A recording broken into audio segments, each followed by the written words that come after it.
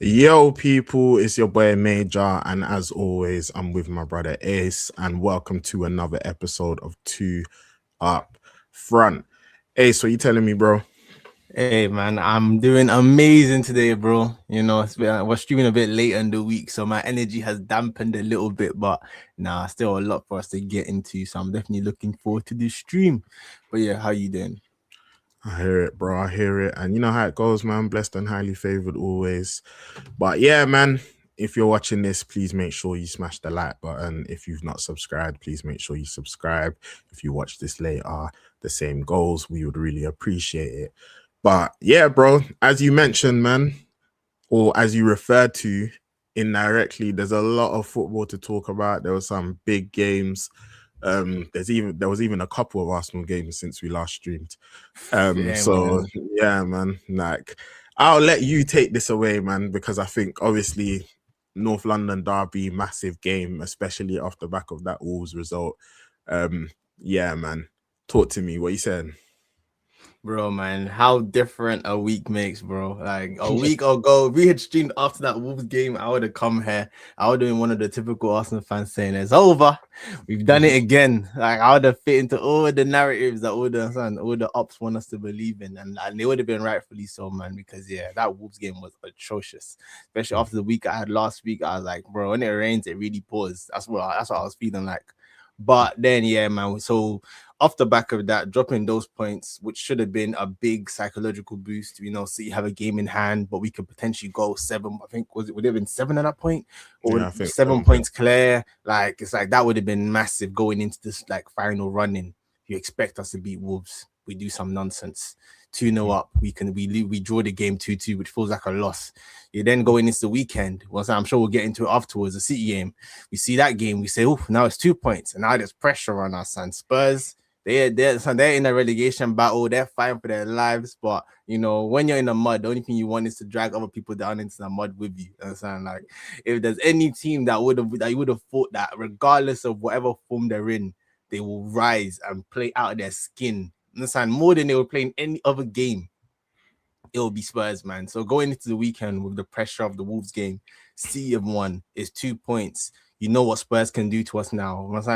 Firstly, they need to win to even secure their own survival in the Prem. So that's their own personal reason for wanting to win. And then they have the added benefit of being able to just crush our hopes. Understand? So I love circling the block, man, because I feel like after the game, which obviously you'll get to, it's always easy to say, oh, like they were bad, oh, like you should have won. But going into it, there was definitely a lot of pressure on this Arsenal team to perform. And Spurs have a new manager. You're thinking we don't know what to expect. At least going to be a lot more intense. And I think all of that, like kind of going into the game, you're seeing before the match that the commentators saying they're nervous, they don't want it, and all this stuff. I don't know if you saw that clip, like the stadium announcer before the game even kicked off.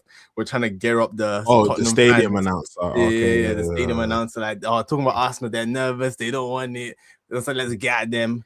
And bro, I give Spurs credit and I'll say that they did get at us, but I feel like they played into our hands as well, man. Like they got at us in terms of like they came out.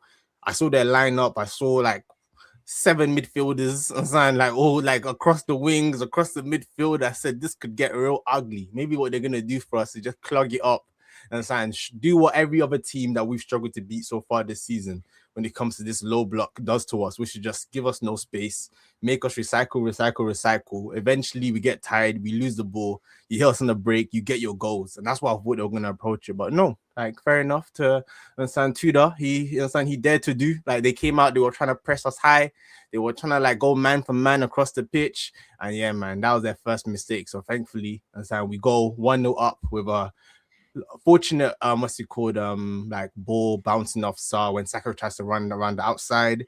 Very nice instinctive touch by Eze, and then the finish. So just Eze, we'll talk about him a bit later on as well. But great way to start the game. We're 1-0 up. I'm now like, cool.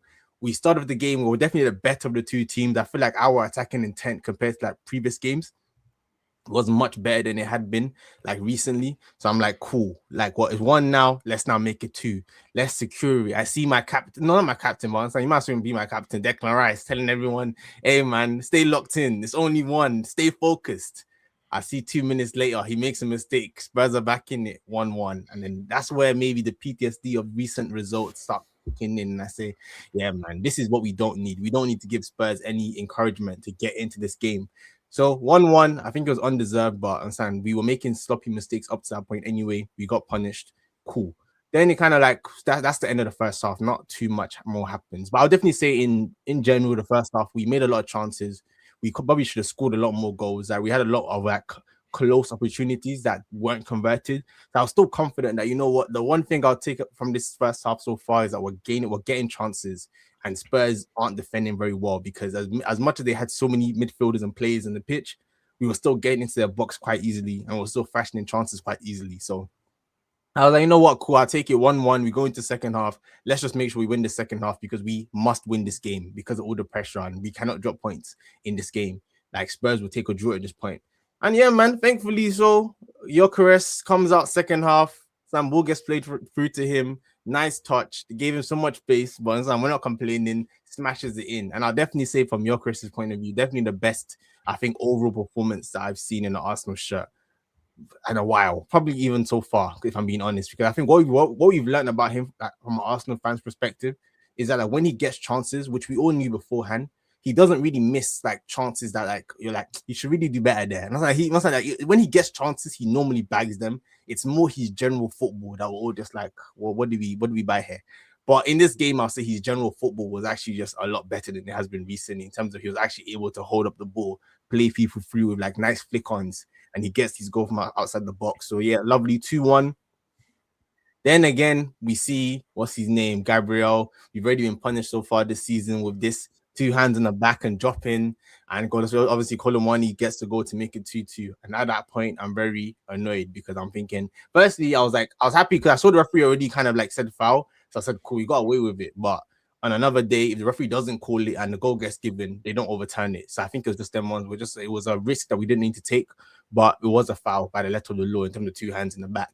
So we survived that. We're still 2-1. And then I think after that point, I feel like Spurs just really aren't really in the game. They get like one more decent chance, I think, through like I think it's after. So yeah, so then we go ahead, we get another Eze goal, Saka's thrown goal. Probably should do better. Eze scores, does a spin Rooney. We love it. And he hates Spurs. I don't know. Spurs, maybe they shouldn't have gone in for him, because clearly he took it personally. So now he just had to punish them every opportunity that he gets. We love it. He's a true Arsenal man through and through. So he makes it 3-1. Spurs, they go on. The only kind of other chance I can think of that they make in the game was a Richarlison chance that almost kind of like goes over the line. Good reflexes by Raya. He clears it. 3-1. Game is pretty much done. We're just like, don't make any silly mistakes now, Arsenal. We just need the 3 points and we move, and then just icing on the cake. Gyökeres shows Archie Gray that he's still a small boy in this sport, and brushes him off. Nice finish, makes it 4-1, just to match the initial 4-1 result at the Emirates. And at the end of the day, I sound very easy to say, like, yes, Spurs, they were very bad. I think when we reflect on it, we say we expected them to have more fight as well. I feel like they tried to press us, but still, it was too easy in the grand scheme of things. But I think we did what we needed to do. Big win. We keep it going now. I think from an Arsenal perspective, we're a lot more confident again now. We're just like, okay, cool. Now, for the Wolves nonsense, you have to beat Spurs and you have to beat Chelsea. So we've done one half of the job now. So now we go to next weekend where we have the Chelsea game, where again we have to win. That's like two teams that would love nothing but to throw a spanner in the works and lay up Man City to go and do the rest. So we've got one part of the job done. So now we have to do the other. But all in all, man, definitely from Arsenal perspective, I think defensively we're a bit, again, it's a bit concerning how little chances teams make or how many mistakes we're making when it comes to like the Declan Rice. And there's a lot of sloppy passes. There's one that was like the Gabriel one when he grabs Mwani when he's running through that on another day, maybe. So I feel like we're still giving up too many chances for how little the opposition has the ball. And like they're able to create like goal scoring opportunities from it. But from like Arsenal's perspective, I'll say that attacking wise, it was much better. But I also think that's also because Spurs played into our hands and they gave us the opportunity to do that to them. What we need to see now is that we can pop a lineup in these last 10 games where we deal with Chelsea. And when the next team tries to park everyone behind the bus, we're still able to fashion chances and create goals. That's what we still need to learn. I don't think we really learned much from this game, other than Arsenal always beat Spurs, which is great. I'm very happy about it. But yeah, no, man. So definitely, I think from Arsenal perspective, much better from an attacking perspective. We made a lot of chances. It was quite comfortable. We kept him in the game longer than he probably deserved to be. And yeah, man, now we move on to the Chelsea game and we just try to keep the momentum going and just keep City at bay. And hopefully, man, it's still in our hands as long as we do what we need to do. So yeah, man, definitely very happy after the weekend, especially after the Wolves game. Like it was just a good momentum like shifter again, where it's now again kind of like gives us confidence that yeah, we are a good team. We just need to actually put it together these last 10 games. But yeah, man, what was your thoughts on the game, bro? We haven't spoken about it at all. But yeah. I think it was a massive win for Arsenal, like first and foremost. Like I think, yeah, like given the context of the Wolves result, like you needed to win. Like you mentioned, there would have been nothing more than Spurs would have wanted nothing more rather than to beat you in that game. Both because obviously they're in a relegation fight, but they're also trying to stop you from winning the league. So from all of that aspects, and yeah, new manager, etc. Like I think it was a big game for Arsenal, and I think you've got to give Arsenal credit for getting the job done.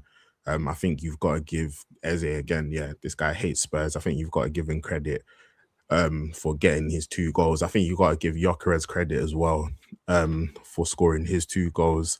And yeah, like, I think it was a massive win for Arsenal, and I think confidence-wise, I think is big.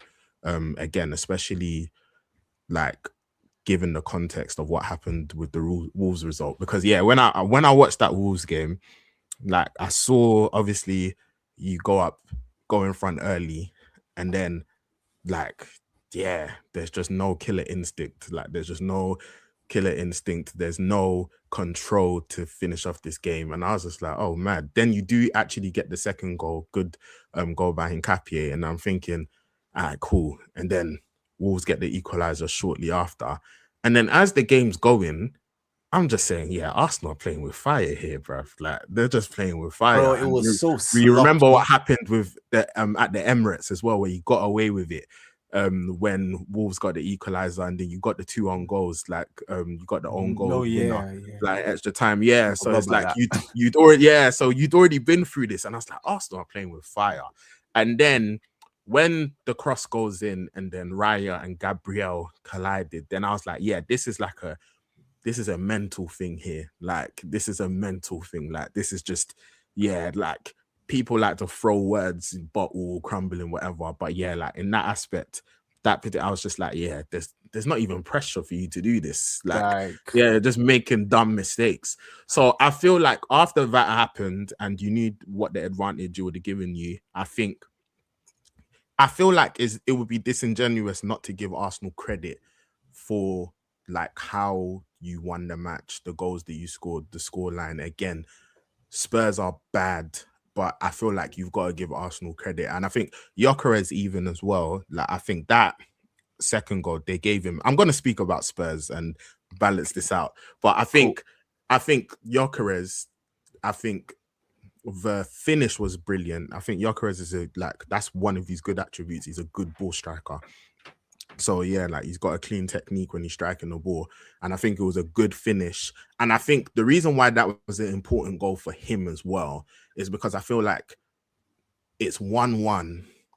Like Rice has made a mistake, and it's the goal to put you ahead 2-1. It's not you're winning 2-0 and then you get the third. It's like it's not do you get me? So it's like when you need someone to step up, he stepped up, and I think it's one of them ones where no matter what anyone thinks of him, like whether he's good enough or not good enough, if he's able to like create a few more of those moments when Arsenal need a goal, things are tight, and he's able to convert and Arsenal win the title, then that's gonna help do his reputation a world of good as regards to what he contributed in this title.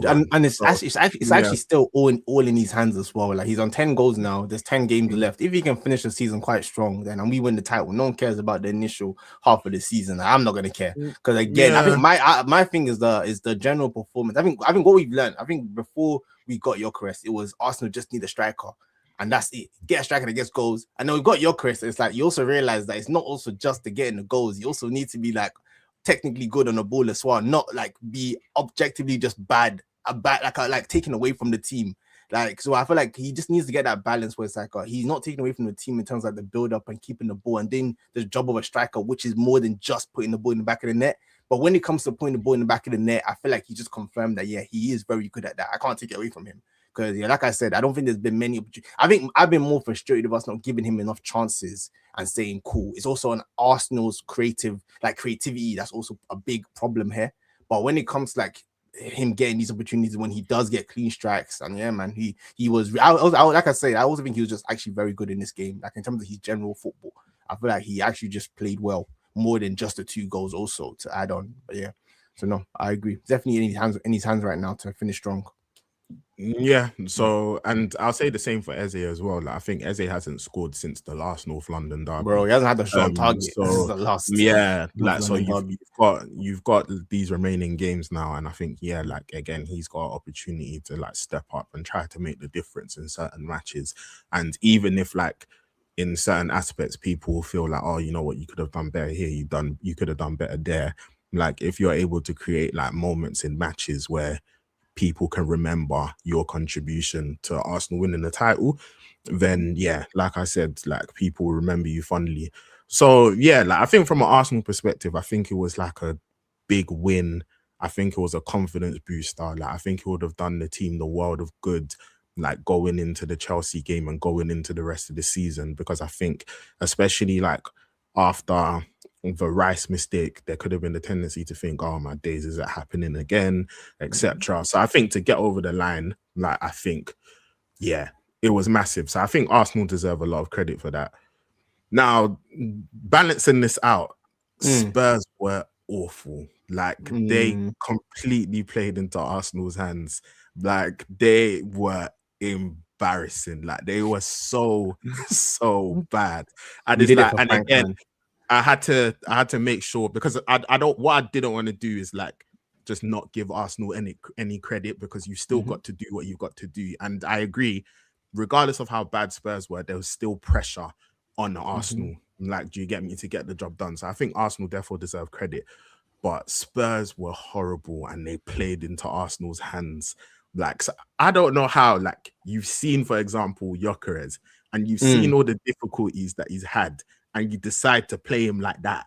Like, I don't know what space they were Bro, trying to man, give that him. was they gave us Sporting's Bro, Mostico I Gyökeres, said bro. this. I They said this. rewinded the time, bro. Bro, I I haven't said seen this. him on the Gyökeres, shoulder. bro, Gyökeres Bro, couldn't believe yeah. his luck. He said, bro, Nah, I've man. not had Yeah, this in the man. Prem Bro, once. it was a He said, European match. swear.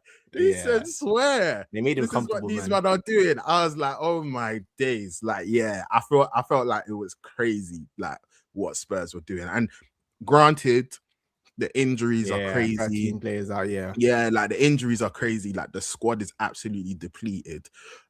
But yeah, still, man, like they are so bad. So it's like, whilst I give Arsenal credit, I think the important thing that's going to be here is that, can you take the confidence from this to now implement it into other games where they're not going to square up to you like that, because other teams aren't going to square up to you like that. So it's like, now it's a thing of like, this is a great confidence booster. And in a way, I almost feel like after the Wolves result, it's kind of like it was a great game for Arsenal, in the sense of it's a massive game.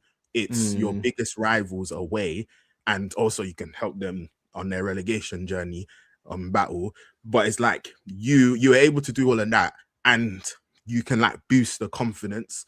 Now it's going to be about like using that confidence to try and implement yourself and enforce yourself on your opposition when you're facing different opponents. Because yeah, like Gyökeres isn't going to be getting that space. Eze is not going to be getting that space on the edge of the box. Like, that's not how teams are going to match up with you. No, so it's one of them ones where it was again, I've got to give credit to Arsenal, but then also I think it's now going to be interesting to see what happens from here, because it's very easy, and I don't think the Arsenal players will be doing this, because I think they'll be stupid to do this, and I think they're wiser than that.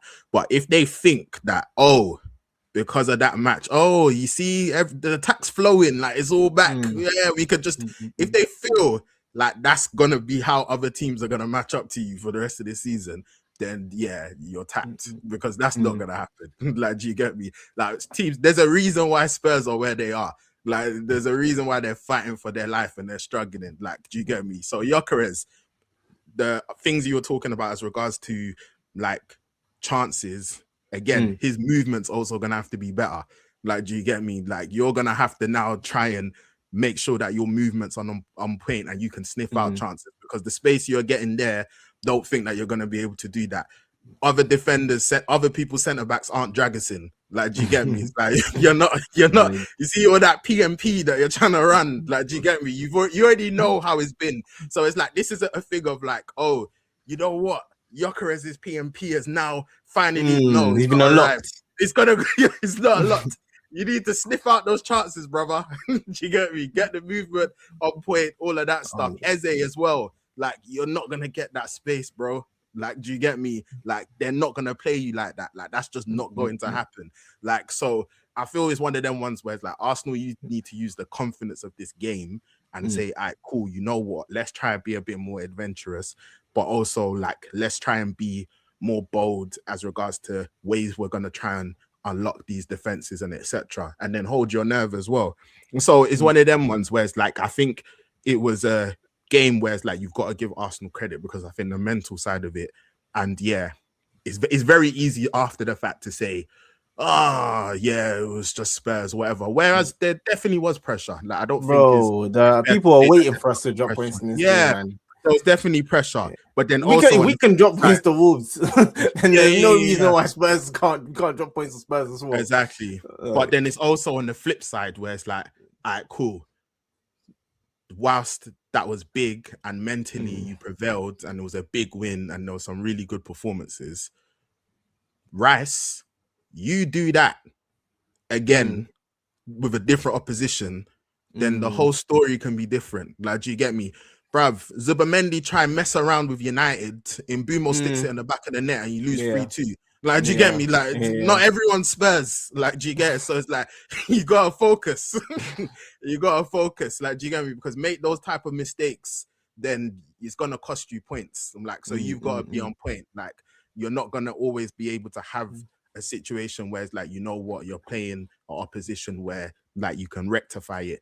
So I think it's one of them ones where Arsenal deserve a lot of credit, but also like, you've got to now try and be adventurous and find ways of unlocking defenses. And I think the players, Gyökeres, your Ezes, they've got to use the confidence from this result to now try and find ways of, because it's like, do you get me? There's no point doing this. And then now when you're facing whoever, like, you're just huffing and puffing. And it's just like, bro, because you're gonna have to huff and puff, and again, you're not gonna be getting the better of defenders when it comes to like your PMP. You're gonna have to make sure your movements on point.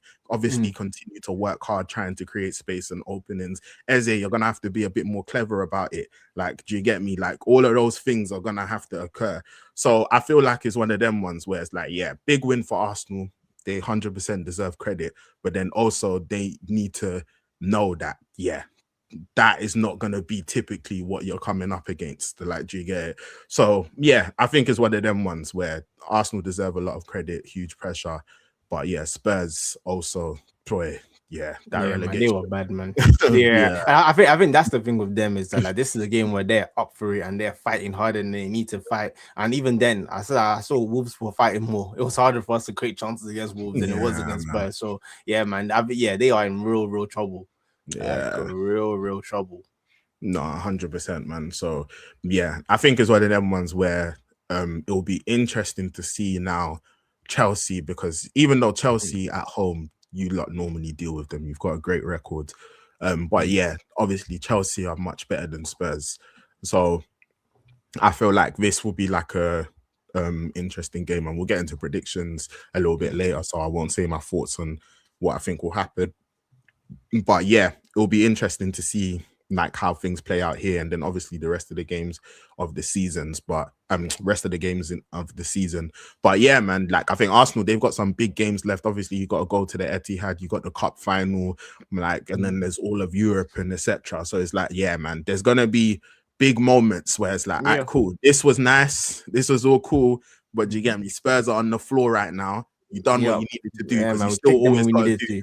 Yeah, you got to do what you needed to do. So credit always has to be given for that. But it's like, yeah, there's going to be other moments. And this is how narratives can change very quickly as well. Because it's like, now when a team's not facing you like that, And if now it's just huffing and puffing and nothing's happening, then all of a sudden it's gonna go right back to why did we sign this guy? This whatever. That's what's gonna happen. So it's like, yeah, like I think it's one of them ones where you've got to make sure that cool, you use this as a stepping block to now progress. But regardless, massive win for Arsenal, massive win, because like at this point, like especially with the Wolves result, you had to make sure that you done what you needed to do, because if you didn't win that game, then I think you lot are in big trouble. So massive result. But any more thoughts on the game, bro? No, man. I think no. I hear you. All right, cool. Moving on from one two up front team to another. United, obviously, we had Everton away on a Monday night, bro. It was the longest wait ever. Like, bro, just hey, man. This season, man, this one game a week stuff is just it's not easy. But yeah, man. Obviously, like we had Everton away, and I think I'll share my thoughts first. I think this was a big game for us. Like obviously we won the 4 games in a row. So we beat City, we beat Arsenal, we beat Fulham, and then we beat Spurs. Then obviously we had the draw at West Ham. And then, like when I thought about this game, I thought, this is going to be another West Hamish type of game where it's just like, bro, ugly. Like they're gonna make things difficult, and man, like that's exactly what Everton were doing. Like just even the corners, and I'm gonna talk about my keeper in a second, man, because I got to give him a lot of credit. But the corners, the crowd. I said these men have been watching you lot, bro. Like, you know what I mean? They've been watching you lot.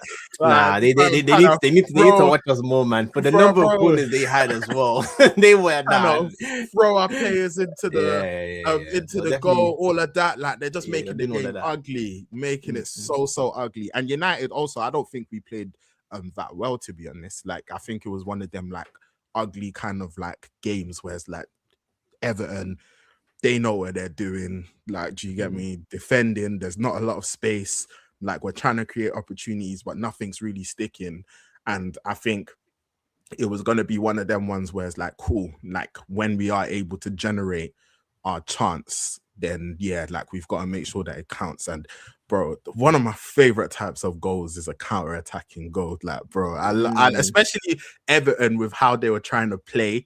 Like, do you get me? It was funny. It's just like the one time you leave a little bit of space for us, bro, man, you guys eat it up. Like, that's what you guys do, man. Eat it up. Yeah, man, I love it. Like, do you get me? From Fergie days, that's always been us. So like I think the goal was brilliant. Like, I think Cunha done fantastic. Like plays a lovely ball to Mbeumo, and I'd be trying to tell guys, man, Sesko's quick, bro. I'd be trying to he's quick, much quicker than he looks. Bro, rapid. This guy's an athlete. Like he's an athlete. Those legs, bro. Once he gets going, his boy, like, and man. Now it was a mismatch, bro. It was a complete mismatch. Complete mismatch, bro. Like he removes him from the screen at one point, bro. He blows him out. But I loved it because as soon as like even the ball comes to Cunha, Mbeumo's on his back, so he's off. And then Sesko is gone, like he's gone, and like the intent to even get up there. And then what I love about it is that obviously the ball's there, like, and Sesko points to where he wants the ball, like play the ball in.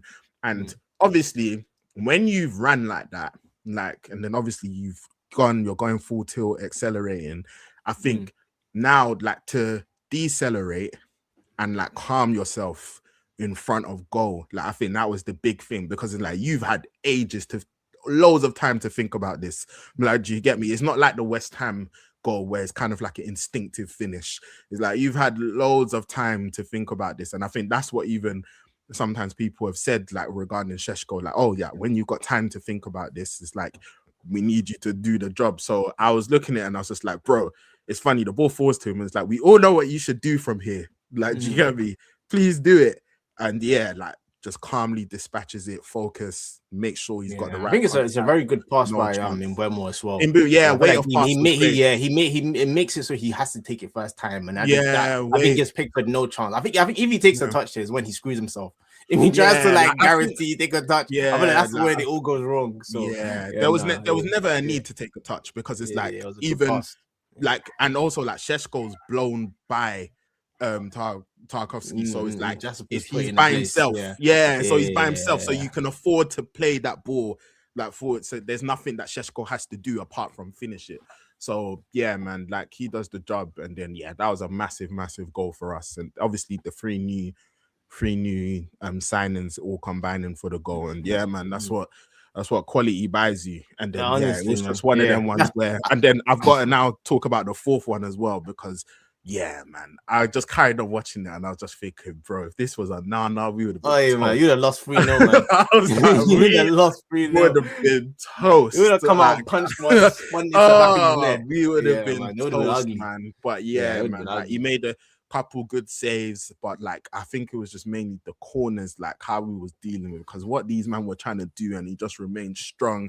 He was punching, I think he was just commanding the area, and I feel like we needed that. I think that installed confidence into the back line and the rest of the team.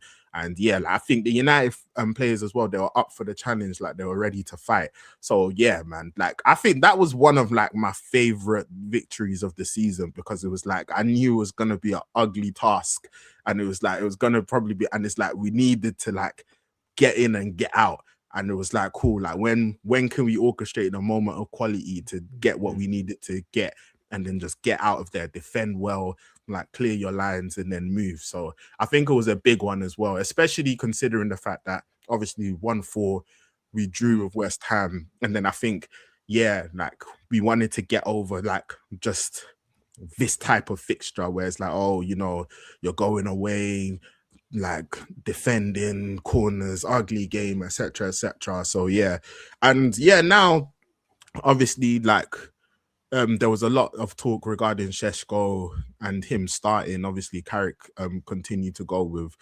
the three that he's been going with up top. And I think it's one of them ones where like I really like, firstly, I like Sesko's attitude a lot. Like I like the fact that he's been on the bench, and then every single time he's coming on, like he's not moaning, he's not whinging, like he's coming to make the difference. Obviously, he gets the winner here, gets the equalizer against West Ham, gets the winner against Fulham. So it's like, yeah, like he's come off the bench, continues to make the difference. I think he's pushing for the starting spot. I think he's got a very strong case to be starting. I think a lot of United fans think that he should have started. But I'm going to give, because some people are criticizing Carrick for not starting Sesko, and I can understand why there would have been a frustration, because again, Sesko offers something different when we're facing those type of blocks, and like he's a physical presence, like you can cross the ball into him, you can get onto the end of things, and also he's got the ability to operate on the transition as well. Because a lot of the time when people speak about Sesko, like they don't talk about the transition element. Like sometimes they speak about it like if he plays, then the transition element isn't there, but it is there.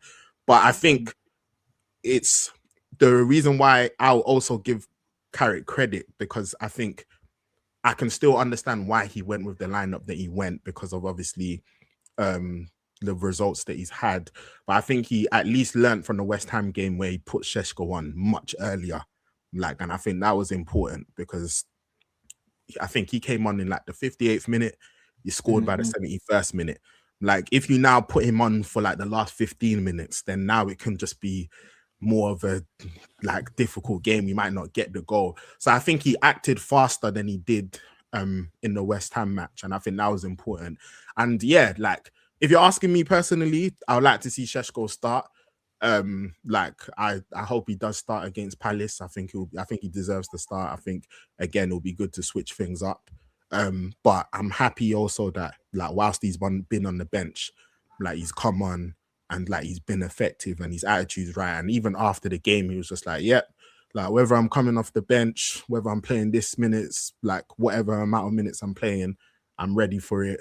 Like I'm gonna do my thing, etc. So yeah, man, big thing for him. Like big goal for him again. Big goal for United, especially with like Chelsea dropping points against Burnley, and then Liverpool even getting the winner. It's like, yeah, like it was a big point for us. Big 3 points for us. So yeah, man, I was happy with the win. And like I said, it's funny because it's a different type of feeling. Like I remember like the City win was nice. We should have like even scored way more, battered them. Like the Arsenal win was great as well. Like, do you get me? The manner, the goals, Dorgu, Cunha. This was like a different type of satisfaction where it's just like, yeah, like you go away and it's like, we don't play great. It's an ugly game, but it's like, bro, can we get in and get out? Like, do you get me? And it's like, yeah. So I was happy that we were able to do that. So yeah, big win for us still. No, yeah, man.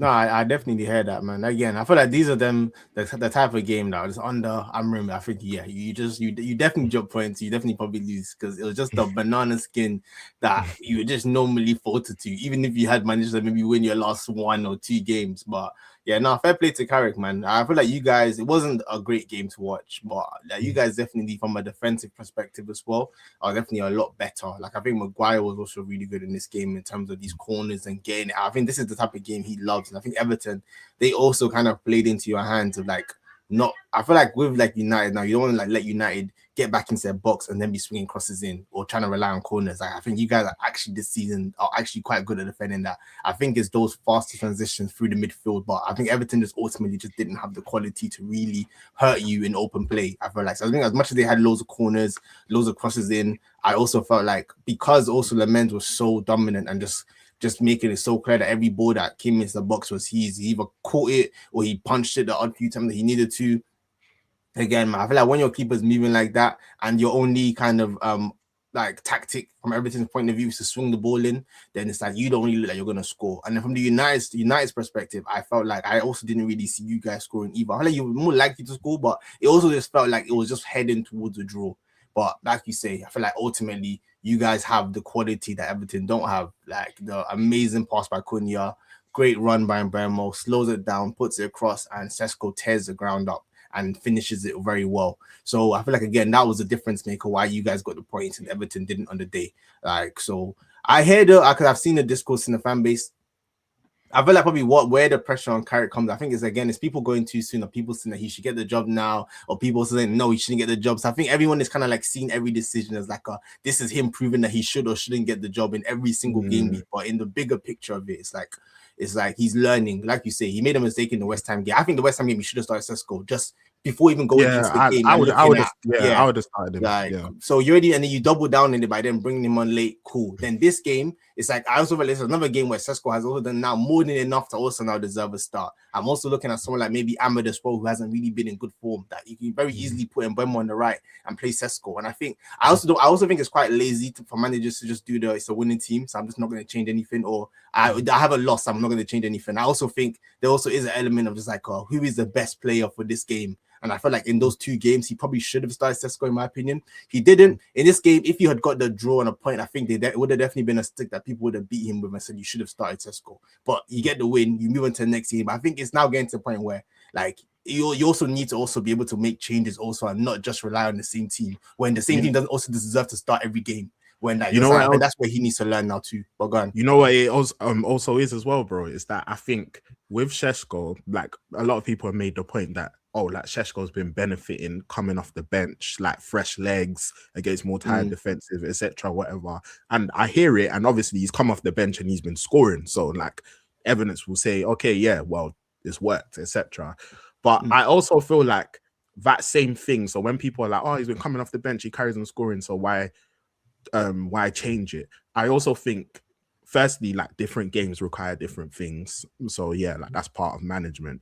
But secondly, that same philosophy and that same method of thinking, that you can also apply it to other players. Like, do you get me? Like Ahmad, I love Ahmad, but it's like, yeah, like Ahmad sometimes could come off the bench and he can make a difference. And sometimes maybe that will help him for certain games, or like, do you get me, for help him to even play a little bit better sometimes, where it's like, okay, you know what, last 20 minutes when the defenders are tired, go attack the fullback. Like, do you get me? So it's like that way, that basically that like advantage that people have said it's given Sesko, that can apply to other attackers as well. Like in the first few games, Cunha came off the bench against City, got the assist, and he came off the bench against Arsenal and got the winner.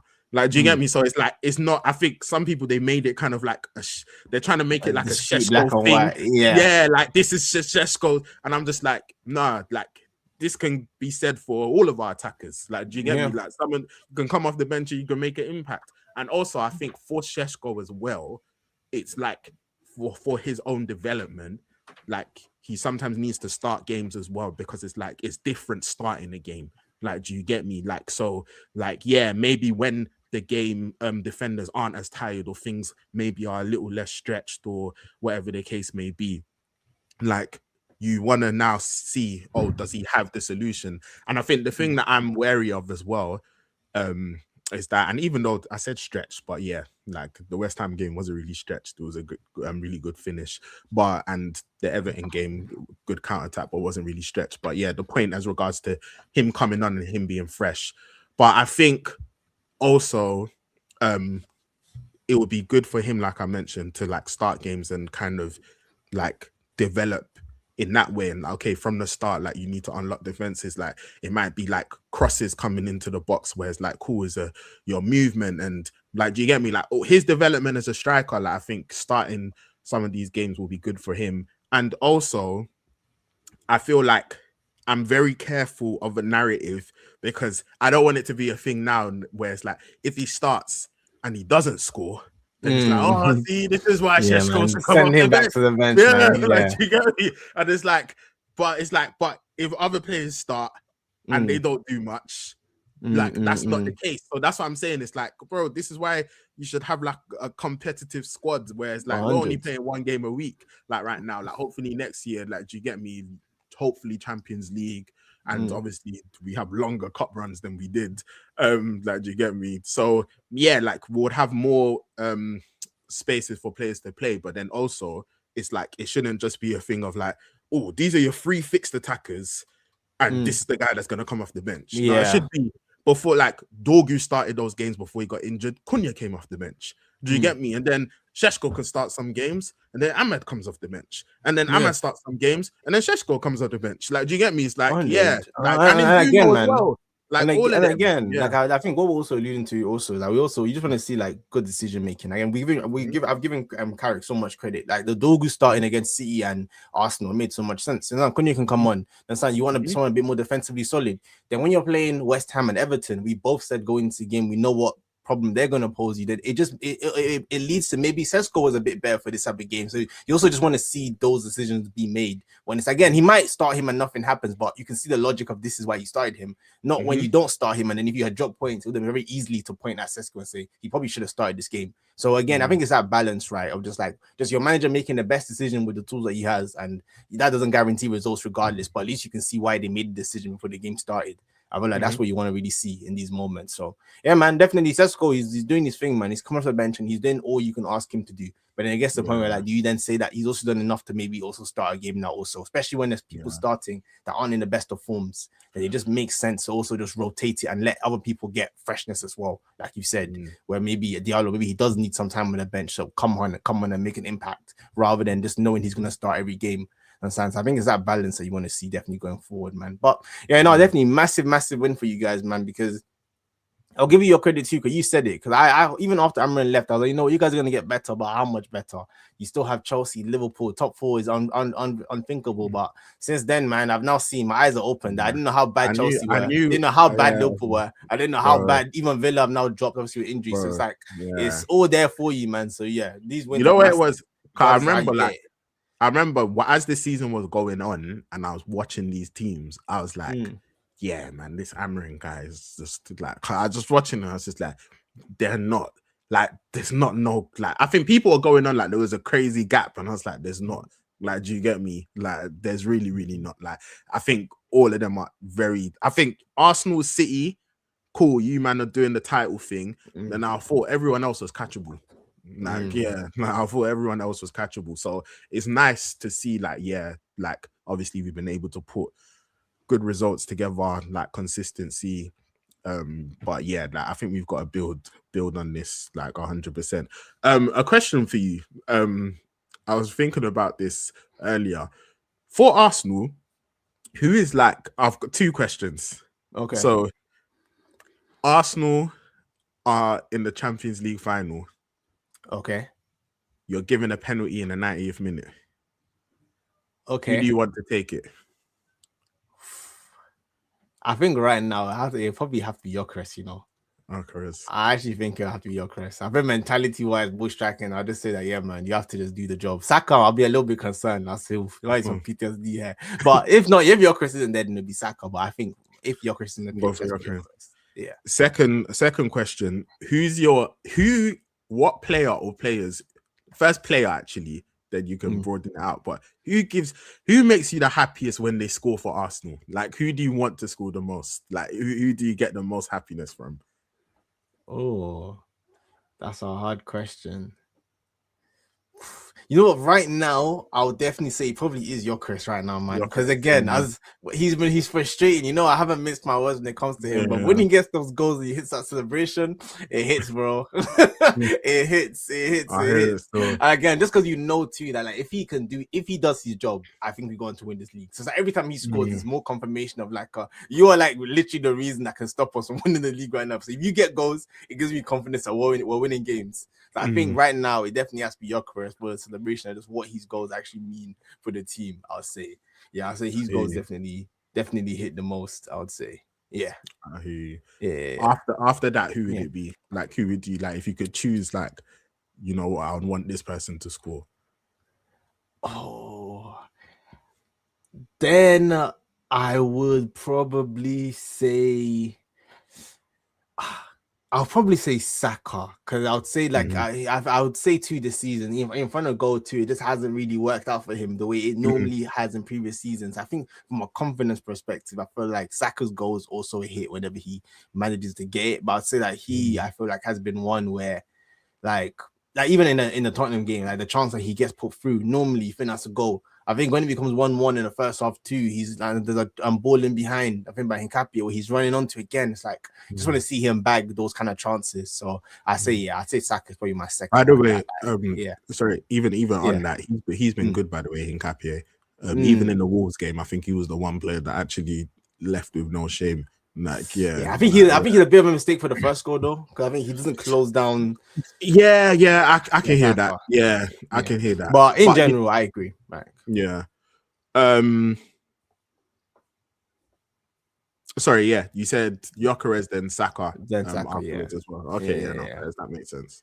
I'll say those are my two. I was trying to think of anyone. I was gonna say maybe Eze, but no, I don't. I like when Eze scores, but like, but definitely, man. I think going into the end of the season, I feel like Eze. That's why I think Arsenal fans love it when Eze scores against Spurs. Like, I think that does a lot, like, bro. He's already a legend, bro. I think he's like our third highest goal scorer against Spurs in Premier League history. He's already a legend. If we win the league and we go back to him scoring 5 goals against them this season, nah, man. Especially after the whole narrative behind the deal. Chef's kiss, man. So I love it. And then after that, I felt like there's not really much.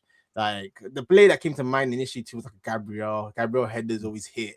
I haven't really seen that in a while. Then other than that, like kind of on the wing, Martinelli, not really. Yeah, Rice goes here. I like when Rice goes. I was gonna say, is there anything like with Odegaard? It's like, is there any element of like like wanting him to get back to like form? Like, would that make the goals hit a little bit more? I think my dream, as much as I love Zubimendi from a defensive perspective, my dream is if Arteta could finally realize that Odegaard is just he's an 8 and maybe allow Eze more to kind of fill the shoes of that 10 position and let Odegaard play a bit deeper. And if it means that's Odegaard versus Zubimendi, I think that would be my kind of like best case scenario. I think I'm also just at the point now where I just don't. Odegaard's the. I mean, Zubimendi's the 6th though. I think him and Rice, they kind of alternate between. It's kind of like a double kind of pivot. I think Rice is more the 8. Like I think there's rotation, but there's rotation, but I think my point is I think Zubi is definitely a more ball progressive out of the two, but Rice still plays very deep when they play as a 2. So I think Odegaard could do the ball progression. Like I don't think he needs to play as like a 6 the way Zubimendi plays. That's why I feel like from a defensive perspective, it's not really comparable. I'm saying in games that we're going to dominate the ball anyway, I don't need Rice and Zubimendi. I'd rather it's an Odegaard from deeper. That's maybe a bit more progressive with those passes, and Eze is more in the final third, be able to finish those chances. I think that would be my ideal. I think even if Odegaard scores the goals, I don't think the future is Odegaard in the 10 also anymore. If I'm being honest, Okay. that's why I'm like, there needs to be like another solution. Because I think even if it's not Eze, I feel like we still need a number 10 that's going to be getting a lot more assists at a higher rate or a lot more goals. At least Eze looks like he can get the goals if he puts it together. With Odegaard, I think he's still just more of a midfielder than he is a number 10. I think I'm just seeing that more and more. That makes sense. That's why Odegaard goals don't really, because I don't think I don't see him as a goal scorer. Like I see him as more of a facilitator that controls tempo, that controls the game, and that's just as a midfielder. So I think that's my thing with Odegaard. So like, the goals would be nice, but it wouldn't make me believe more that he should be in the 10 position. I still think Eze is probably the person I'd like to see us invest in that position more, if that makes sense. But especially between now and end of the season, I would love for Eze to get a run in that position over Odegaard because I think there's more upside there. Where if he can at least put it together and get us big goals, I think that's what gets us over the line. Rather than Odegaard being in that position again, I think we just go back to the being too safe and horseshoe football. So yeah, I think that's my kind of take with Odegaard now. But like, I love Odegaard, but do you think a decision will need to be made regarding the captaincy at some point then? Oh, I think it just won't be made because it's just more damage to just take it off a player. So I think he will just be I feel like your captain needs to play. Like I feel like he does, but I hear it. That's why I think there's a big decision to be made. Like what happens when Odegaard is even fit? Because again, this is me talking about what I like my ideal. I won't be if Arteta now takes out Eze and puts Odegaard back in. If he performs, then cool. I have no qualm. But if he doesn't perform, then this is the hill that Arteta's also going to die on if we don't win this league. So I feel like it's also them ones. But like I hear what you're saying. I think between now and the season, it's not a factor because it's like either. I'm not talking about this season. But long term, but I think the issue is that if long term, it's like he's not going to play next to Rice and he's not the future of the number 10, then I think the bigger issue is that Odegaard probably has to leave anyway. And then the decision's going to be made. I think there's no way he can kind of stay and just be a backup. I think that's also not a realistic future for Odegaard either, if that makes sense. I feel like if he's not going to be like a starter in the team and there's no place for him, then... I don't know if Arteta will have Eze as the starter in the team, like outright. That's why I think it depends how the rest of the season goes as well. Well, we have a lot of games, so we'll see. But I think just more. I also different like horses for courses in it. Like I'm sure there's, but I think the issue is that overall, just based on everything that we've seen, it just looks like if he goes back to the safety net of Odegaard in the 10, then I think we're going to get more results like we've been getting in recent years, where again, just horseshoe football, not enough clinicalness to get goals. So yeah, we'll see, man. But like, it's definitely Arteta definitely has big decisions to be made in these next few games. But this is also why the good thing, like you're saying, we have like 10 finals left of the season. We have the Champions League, we have the cups. This is where our squad depth is also meant to come in, where like based on different games, you might play each of them, and then whoever's able to rise to the top, that's the person that keeps playing. So yeah, there's definitely enough games to see who's gonna like take that position. But yeah, cool. Off the back of that, even whilst we're here, then. So, what are your thoughts on Chelsea? Because obviously, that's going to be a different test to Spurs. And what would you go with?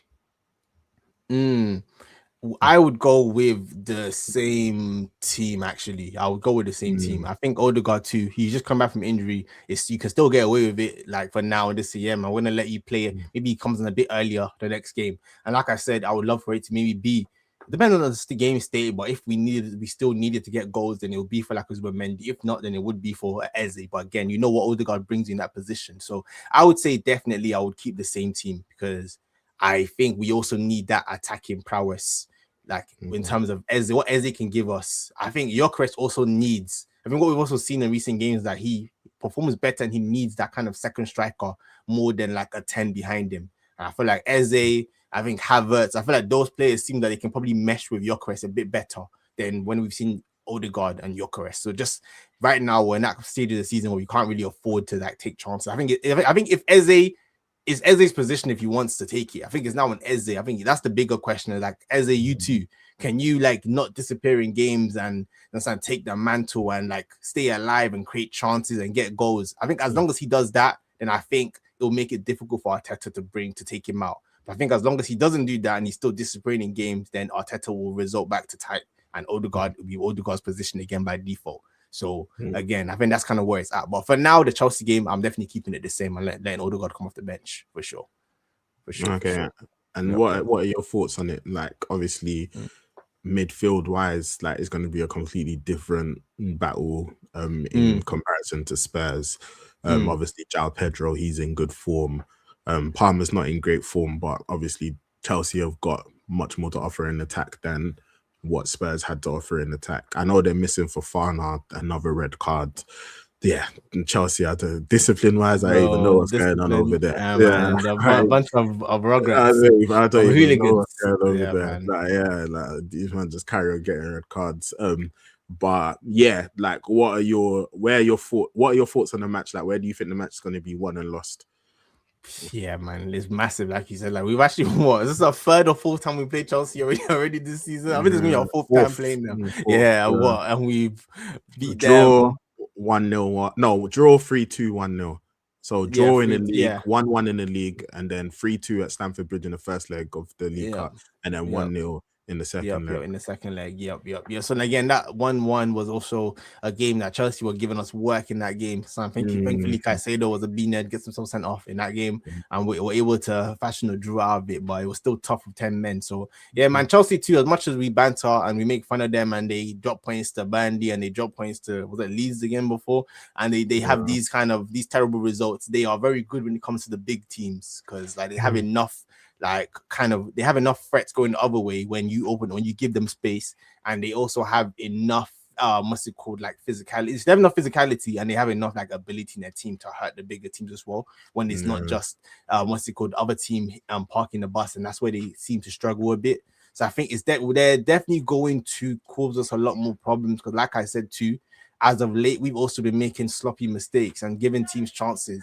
Our defense has been very not been looking the same as earlier in the season. We look a lot more susceptible as well. So from that perspective, I feel like Chelsea definitely have the opportunity to get a goal or two in this game. But I think what gives me confidence is the fact that no Fofana, it's gonna be like tossing, I don't know, maybe Badia Show, maybe Sa, maybe Archie Pong. So it's like their defensive option, Cucurella's out. So I think just defensively, I think they're going to be so weak in defensively, and I've already seen how poor they are from set pieces. Also, that I'm just like, even if they get a goal, even if maybe they get two, I feel like we can also, if we with enough intensity, I think we can at least score 3 goals against Chelsea in this game. I think it's going to be one of those games. Yeah, nah, man. We'll get into predictions after, but I think we can get at least 2-3 goals in this game, depending on what we need to do. Because I think just defensively, that's what's going to hold them back.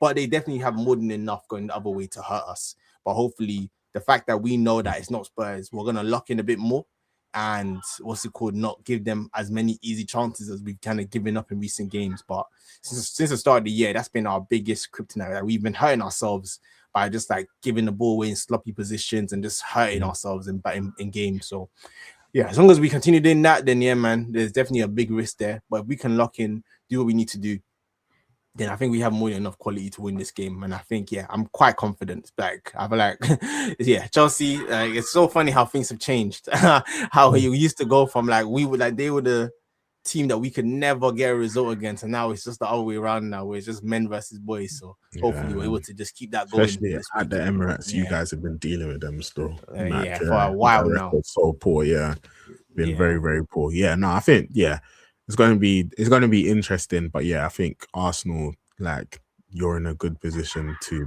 beat them. Like, I think but it'll be interesting to see what the matchup is like.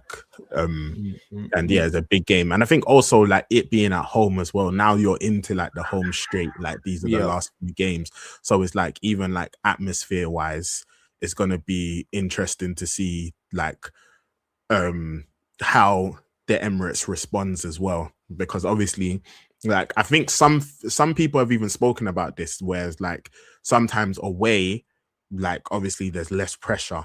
Like, do you get me? So it's like, obviously you're going into a hostile environment, you're going into a hostile crowd, but then when you're at home, sometimes things can get a little bit nervous.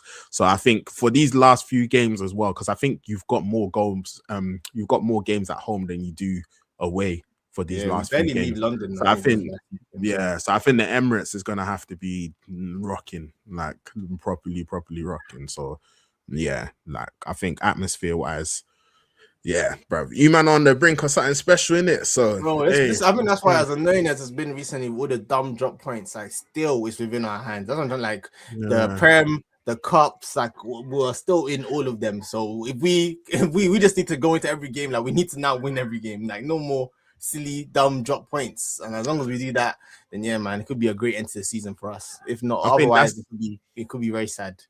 But and I yeah. think this is even off the back of that, we'll quickly move on to City very quickly. But I think this is what's like gonna made things interesting because our City now have things in their hands as well. Like, do you get me with the Wolves result? So it's like now it's a shootout. It's like, yeah, like, I know a lot of people think Arsenal should have been like quite clear ahead. I agree with that, but you're at where you're at now. Now it is a race. Like, do you get me? So it's like you gotta hold your nerve. Like, do you get me? I know a lot of Arsenal fans, they wanted to avoid this scenario, but it's like, bruv, we're here now.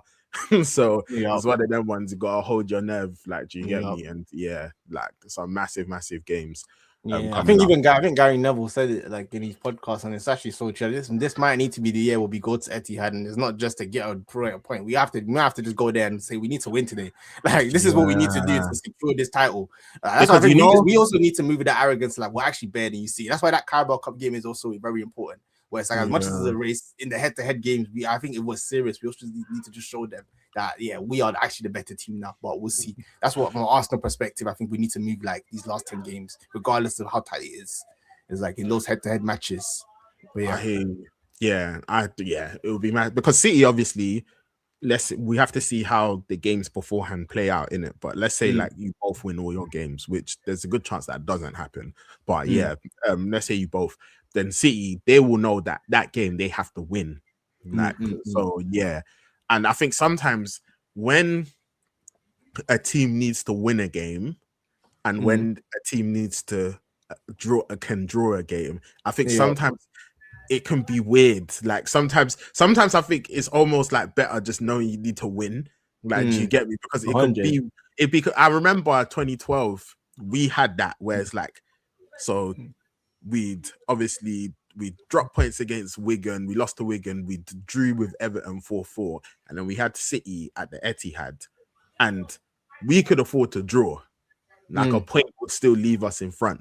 But if City win, then we're now, I think it was on the same points, and obviously they had a better goal difference. So City, they know they need to win.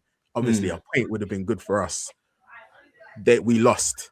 I remember Company scores the header, and then like, do you get me? And it's like, I think sometimes it's like, like knowing you have to win. I think mentally sometimes it can help. So I think, it's just all to say that going into it with the mentality of, you know what, we're going to win.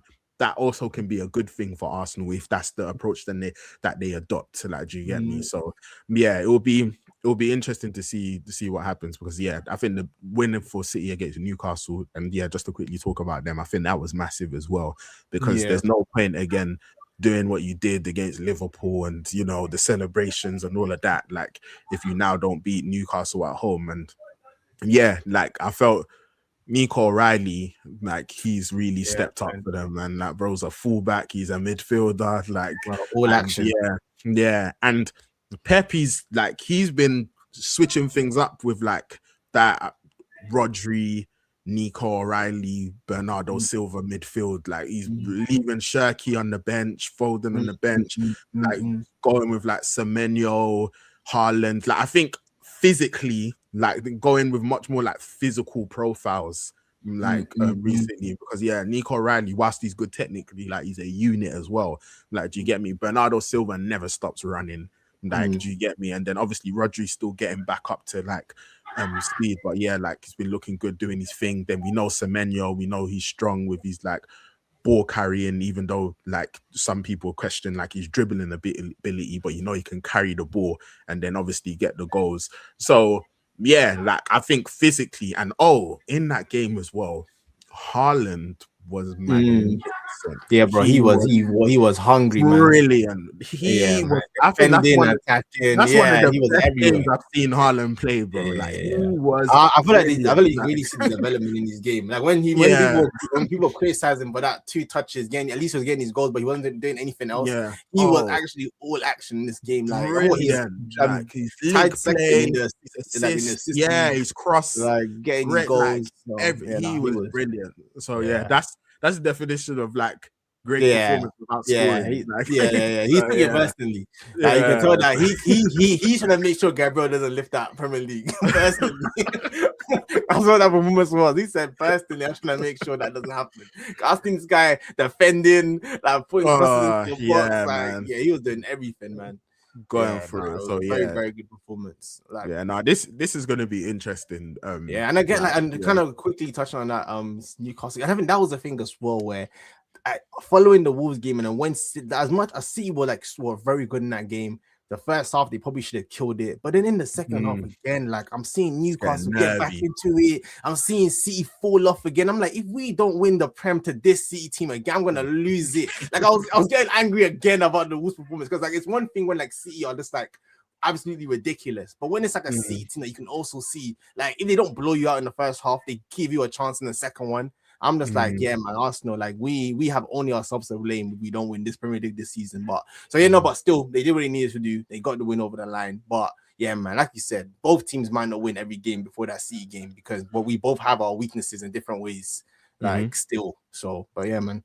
But no, good big win for City. Like Nico O'Reilly, I didn't recognize his game, man. I didn't know he was. This is what he was. Like he was. You know, when a young player just kind of announces himself that, like, yeah, like I'm him. Like he was just staying on the end of everything. Like he was just there when he needed. He was the reason why they won this game. Like two big goals. Like he was confident, took his chances. He was everywhere. So nah, man, definitely very, very good performance from City overall. Definitely looked a lot more solid. But yeah, second half, like Newcastle 2, a bit more quality. I was like, you guys can get something here, man. Another player I looked at that game. It's like whenever I always keep an eye on my youngsters when they go, man. Willock, I was so disappointed, man. Like I was watching that game, being like, yeah, this is one of the youngsters that you're sad when they leave, but after they're gone, you're like, it was the right decision, man, because he was just not good in that City game. Like it was Gordon or nothing. He was literally the only hope that they had of doing something, and no one else was ready to like, other than I guess who got the goal, was ready to like contribute. I rate him highly, man. Oh yeah, he's really good. I rate him highly. I think sometimes he's a bit overconfident on the ball. Sometimes, like even from that game, like you try to do a bit too much. But I like his adventure. He's like quality footballer. Like quality footballer, man. But yeah, no, man. But it was a big game, man. We needed Newcastle to do something for us, and see they did what they do, man. Steamrolled them and got the win over the line. So it's gonna be a intense running, man. Cool. I've got some questions for you. Let me know if successful, or would you take it or no? Okay. Cool. So I'm gonna throw out the scenario. So all right, go on. You only win the League Cup. No, I'm not taking it. You win the League Cup and the FA Cup. I'm not taking it. You only win the league. I'll take it. I'll take it. You only win the Champions League. I'll take it. Cool. Yeah, makes sense.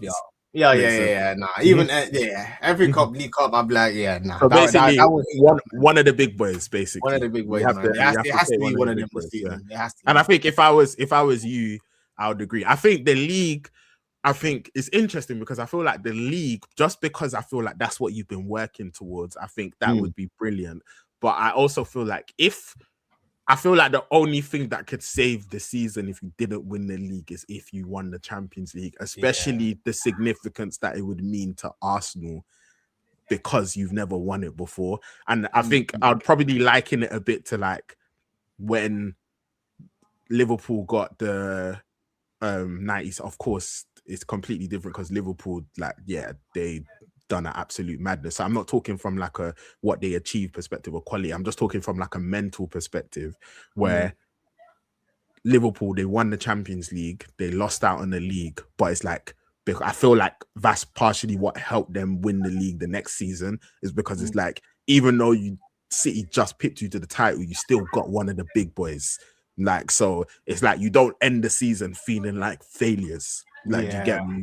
You feel like champions. So I feel like that's the only thing where it's like, if Arsenal were not to win the league, I feel like if you won the Champions League, I feel like, well, I still think knowing your fan base, there's still gonna be some people saying, 100%. This guy got lucky. This guy's a fraud. This guy 100, is a 100%. fraud.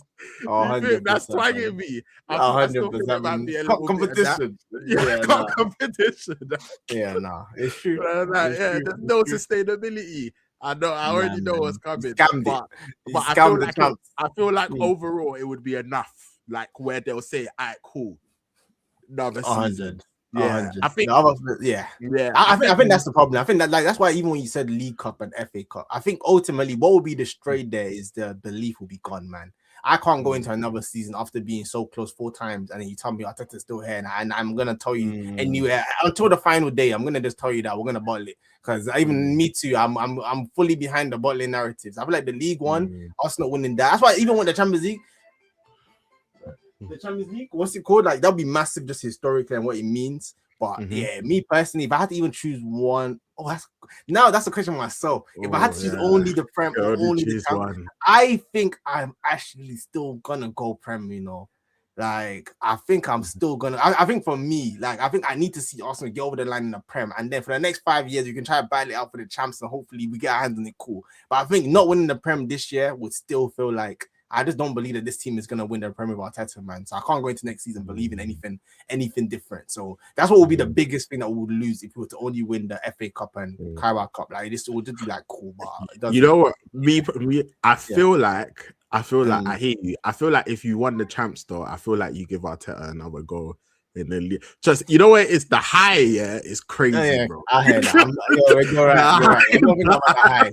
The high is crazy because right. I think you know what it is as well. Yeah, it's like, bro, I think you see where there's like obviously Champions League, Champions of Europe, all of that, but I think like you know when there's like a final, like I think the high you get off a final, like you get a high off a title race as well, but most of the time it's like it's of course it can go to the wire. Obviously, we saw what happened with the Aguero moment, but it's like I think, you know, when a final, European finals being played, like Champions League final, like I think, like the high is crazy still. So I feel like that would be enough where you're just like, bruv, one more. No,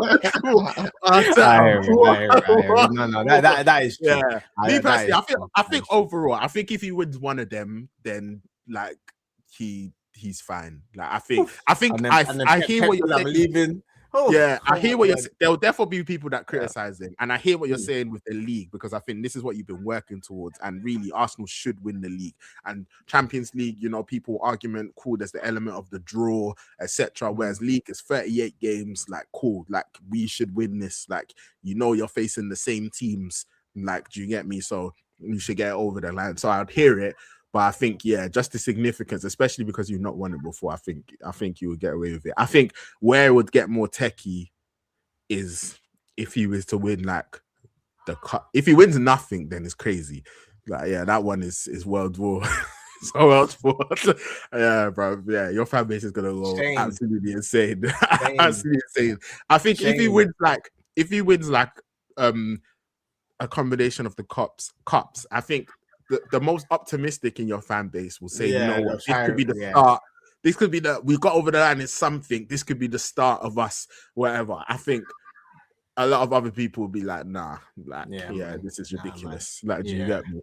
Yeah, like, how could we have not won the big boys? I think if you won both the Champions League and Premier League, then he's immortal. Right, he's immortal right now. He's immortal right now. He's immortal.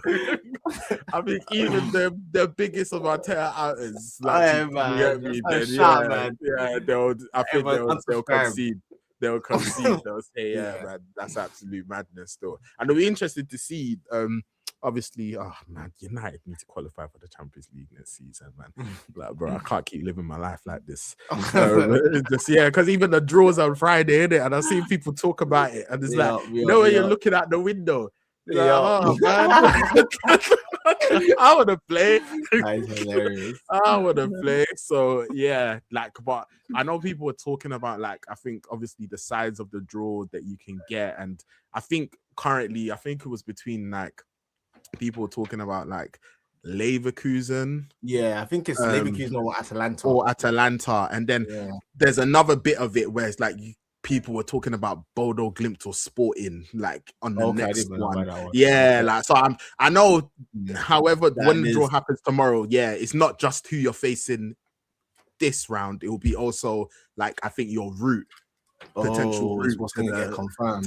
final. Yeah, like so what side of the draw you fall on and etc. Oof. And I know there's from what I've seen, there's a more favorable side of the draw that you want to fall into. So yeah, we'll see what happens there. There Yeah, tomorrow. I think even I saw that Yeah. City could potentially get Madrid as one of their potential. Yeah, I mean like they always get Madrid, man. Yeah. Them man play every. I think yeah, Courtois man. even said it. He even said after the game, he said we're gonna get Madrid. Like I Oh, mean, we're he said gonna we're gonna get get City. Yeah, he said we already know. He said we're gonna get City. He said I think he's trying to use reverse psychology with UEFA. UEFA don't care. We're getting our prime time. You thought I was gonna put us up. You think we care about the allegations?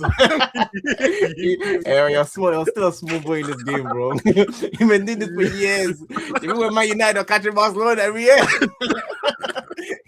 You know how you're gonna stop playing, man. Behave yourself, man. I hear it. Crazy, man. Yeah, nah.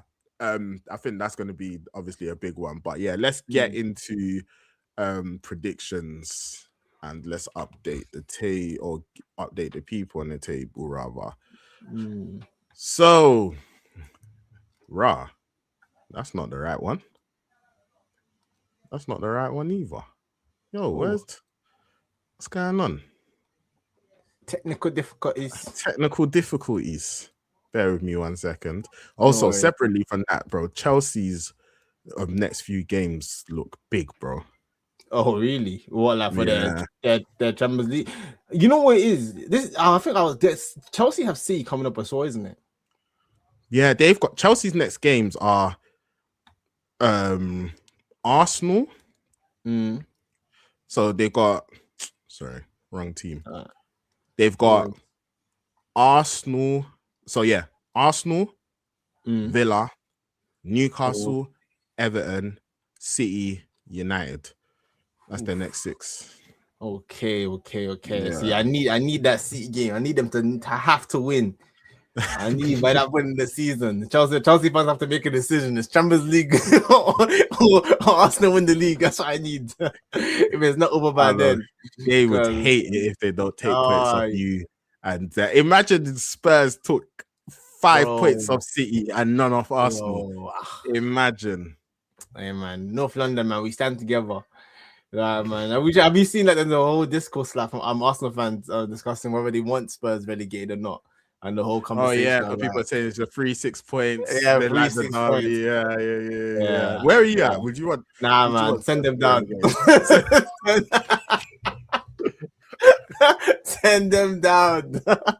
Bro, see Spurs in that stadium have to fight their way back up to Prem. You know what? I think it would be crazy, you know. Like Spurs getting because it's just them things that you joke about, innit? Like you get me, and it's like, and again, as the season, and even on the Spurs, like they need, like I think a lot of their players, they need to understand and realize the position that they're currently in. Because it's like you need to. West Ham know they're in the relegation battle. Forest know they're in the relegation battle. 100. They're gonna play like they're in the relegation battle. Leeds are fighting for their lives. Spurs need to understand where they're at. Like if you think you're too big to go down, bro, that's when you get the shock of your life. Bro, that's what I'm saying, and that's what I'm saying too. Like even from the Arsenal game with the fight that I saw in that game, I said, bro, I know these other teams in relegation are gonna fight harder, bro. If you're gonna try come and do, we got more quality than you. You're gonna be in for shock, bro. This is not I got more quality than you type situation, you need to accept bro. you need to accept where you are. Every man behind the ball, blocking with every part of your body. Committed. Like you need to. The moment you start feeling, we're too good for them. Hey. Man. Yeah. Boy. So I mean they have Fulham this weekend. It's gonna be a massive game. Fulham beat them. Yeah, man. I think it gets real. It gets very real from there, boy. I mean, right now it's still a bit Arsenal. And so I'm saying you'll have to. Okay. I wasn't expecting that. Talk to me. What happened there? Yeah, man. So let's update the people on the results. So last week prediction. So I predicted the 2-0 Arsenal win against Wolves, as did you. Obviously, it finished 2-2, so no points there. We both predicted Arsenal wins against Spurs. I predicted 2-1 Arsenal. You predicted 2-0 Arsenal. Obviously, it was 4-1, so 1 point each for that. I predicted a 2-1 Villa win over Leeds. You predicted a 1-1 draw. That was a correct result. So that's 3 points for you there. So that was one of the differentials. I went for Chelsea 2-0 against Burnley. You went for Chelsea 2-1 against Burnley. It was 2-2.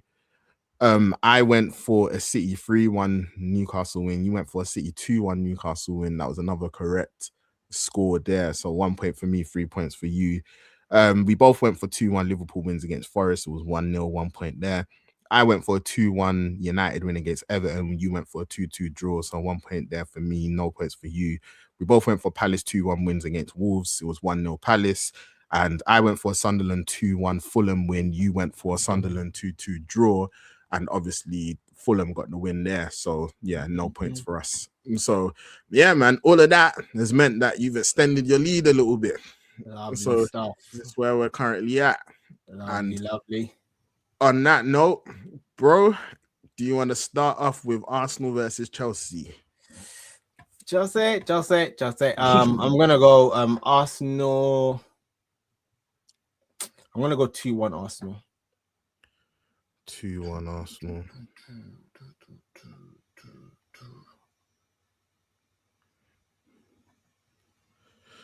And yeah, I think I'm gonna match you on that, man. Cool.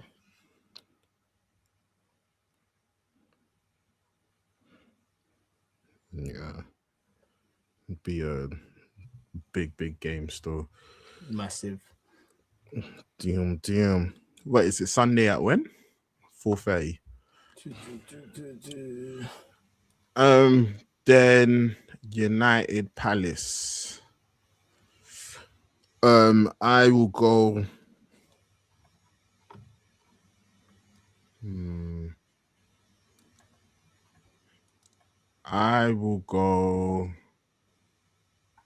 I'll go 3-0. Oof. Okay. Yeah, I'm gonna go 2-1 United. 2-1. Hannes. Next up, we have Leeds versus City. Leeds, man. I need something. I'm joking. I'm gonna go 3-1 City. Leeds 1, City 3.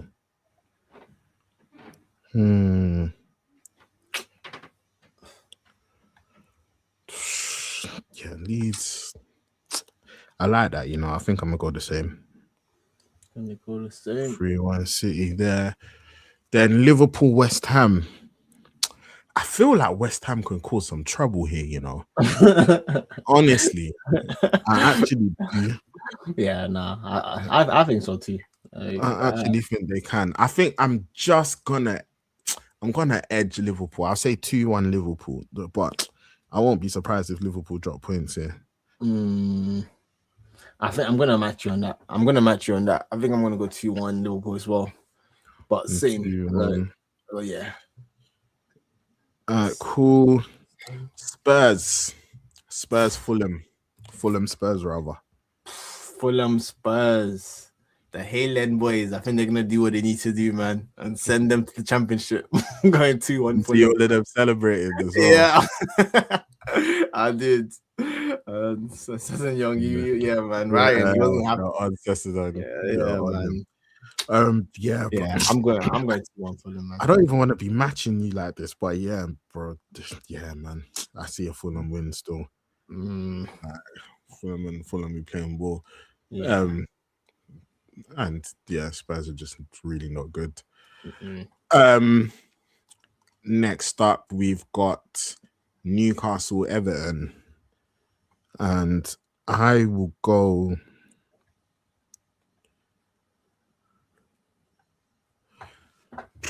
this is difficult, you know, because Everton are stubborn, and Newcastle without Bruno G, who I think's out, they're not the same.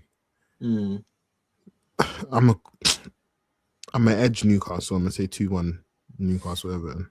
Yeah, I think I'm gonna match you on that one too, because I was thinking the same thing. I'm gonna go 2-1 Newcastle. Bro, what's going on here, man? This is man. Listen, you're the one. You're the one that needs bro, you're following my ones. The tactical results, tactical predictions. But I'm actually gonna match you on that because cool. That's a logical decision. Bro, if you're gonna change any of your scorelines, you can change it, bro. I might review this after. But yeah, Wolves Villa. I'm gonna go 2-1 Villa. Wolves Villa. You're going what? 2-1 Villa. All right, cool. I'm gonna go 2-0 Villa.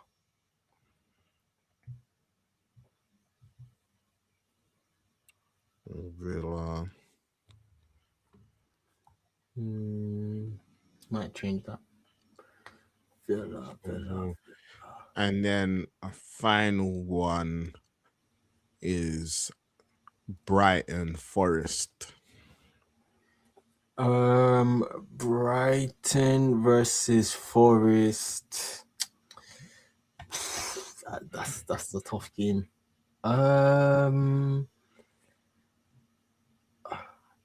I'm actually thinking about that's the top one. Is it me going? Yeah. I'm gonna go 1-1.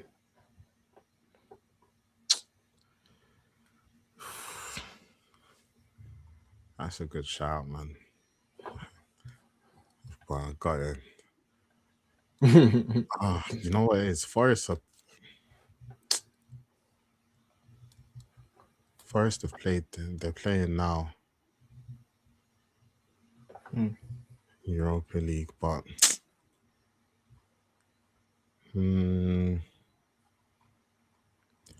these lot are battling for their lives as well, man. Yeah, that's literally. And they actually look. Oh, actually, yeah, they should be getting. They said they're going. I'm gonna go 2-1 Forest. 2-1 Forest. All right, yeah, cool. I need some differentials. Don't differentiate your way the other way, bro. Today's to do. Oh god, we said how that ended. They said today's to do, bro. No, they're trying to do. Cool. So to recap, we've both got an Arsenal 2-1 Chelsea. All right, cool. Do I want to change anything? I'm not gonna change the Arsenal win because I do think you will win. But bro, you said you could slap 3 past them, man. Yeah, man. But there's a difference between like what I think will actually what I think can happen and what I think is a logical prediction. It's not logical to predict 3-1, but I wouldn't be shocked if we beat them 3-1. That's more what I was trying to say. Cool. So, you know what? The City. Oh no, I said they changed it for you. I don't want to do that. The City one, I'm gonna change to. I said 3-1 as well. But Leeds be scoring, man. Yeah, I've got to give Leeds a go, man. So what did you? I went 2-0 in that one. No, you were 3-1. 3-1. Okay. Yeah. I'm going to go Leeds, man. I'm predicting. I need you. I need to be wrong, please. I'm gonna go 2-1. I'm gonna change that to 2-1. That's a good shout. Cool. I'll change it to 2-1. We've both gone Liverpool 2-1. West Ham. Let me change mine to 2-0. Okay. Yeah. 2-0. Okay. Fulham 2-1 Spurs. Now I'll keep that. Newcastle 2-1 Everton. I'll keep that. Wolves 1, Villa 2. Because there's a little bit of a rivalry. Oh yeah. So I was gonna change that one, isn't it? I actually Yeah, want to you change said that one to 1-0 Villa. 1-0 Villa. I hear it. Cool. I'll keep that as 2-1 Villa, and then I've gone Forest 2-1 Brighton, and Forest are away, and they're playing today. Yeah, that one, we'll see how that goes. But yeah, cool. And you've gone 1-1 Brighton and Forest. So yeah, man. For all those wondering like how this is gonna end as regards to the prediction table, like what happens, nothing is confirmed because Ace is still in debt. So when the debt is Hey sorted, man, I told you already, bro. To send like this is when, on you. Nah, man. when Now the we debt, see the person relating this. I told you that 2 months ago, bro. Nah, when the man. debt Don't is listen set, to him. no, we'll talk. He's trying to steal because he's We'll talk. losing. Hurry up, bro. We'll talk, bro. We'll Hurry up, talk. man. We'll Stop these talk. stealing tactic you're doing. Hurry up, Hey, man. bro, don't watch that. We'll talk. I'm just letting the people know because they might ask, Rah, what's happened? Nothing. Nah, man. Nothing's Yeah, happened. tell the full story, bro. So Tell the full we'll story. see. Hey, man, all I know is I ain't receiving that. But yeah, man. Hey, like always, it's been a great show. And yeah, man, we'll be back next week, obviously reviewing the fixtures. But yeah, as always, thank you to anyone who's tuned in. And please make sure you smash the like button and subscribe if you've not subscribed. But yeah, whether it's been 30 seconds, a minute, half an hour, the whole stream, we appreciate you taking in our content. And yeah, man, rocking with the stream. Ace, any final words? Nah, man, as always, thank you to everyone for tuning in. And yeah, man, hopefully have as many people join us for this running as possible, man. I'm either gonna be smiling like this at the end of the season, or you're gonna see me sadder than you ever seen me before. So it's only gonna go one of two ways. But nah, we appreciate everyone for tuning in, man. So thank you and see you guys on the next one. Stay blessed, people. Stay blessed.